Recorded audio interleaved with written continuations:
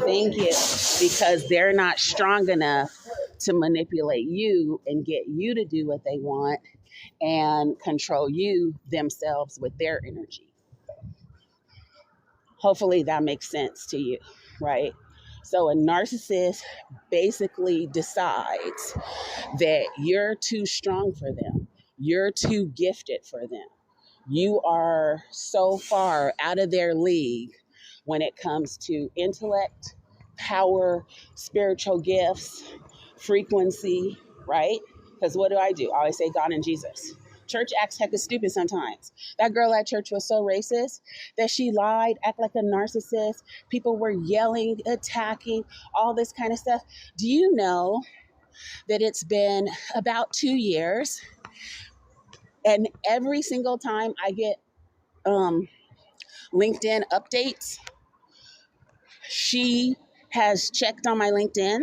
She's still looking at my LinkedIn. That's how crazy the demons attached to narcissists are, right? I'm somebody she met one time, but I'm somebody that her low self-esteem and her no spiritual gift having self, it's like, if she's that desperate, why does she just stop pretending? Because she's so evil anyway, right?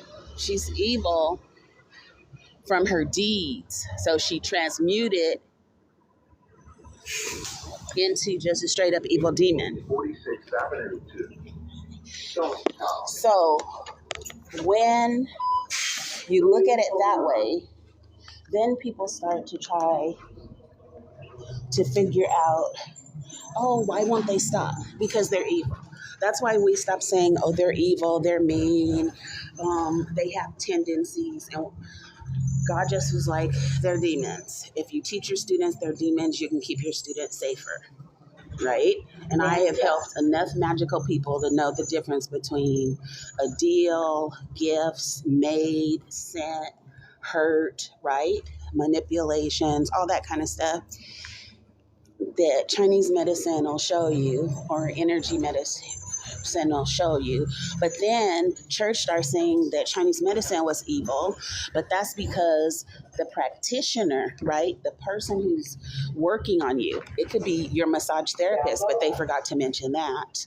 It could be your neighbor. It could be your best friend who brings you cookies, right? It can be any soul that is not high frequency soul that's pretending to be close to you while envying you, hating you, or trying to orchestrate your demise, right?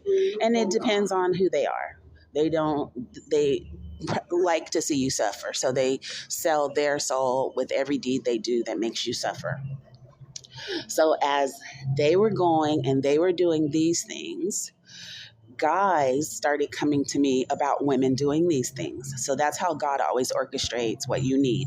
So you might say, why would he send such evil people? It's like, I have clients that are evil, but they're evil by choice, right? So my clients that are evil by choice, we don't remove the evil from them. They might have been born into a family that's their practice, or that's what they do, right? They might have had so much abuse that they did that. They chose that. So I have my free will and I use it for what I want. My clients have their free will and they use it for what they want.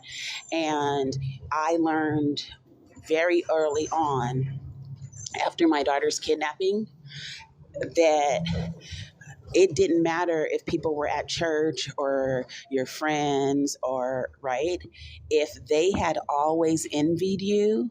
When something horrific happens to you, they're happy.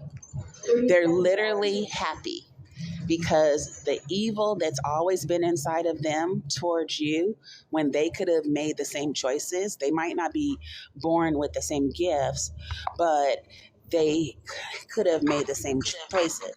Well, of course, people do stuff so that you won't make the choices, meaning they create hardship, they create harm, they create abuse, they create betrayal, they create heartache, they create poverty, right? They create circumstances so that you will choose to be evil because you're mad because you don't have your gifts. But if you're born into a family that's what you do, then you have the right to be evil if you want to be evil.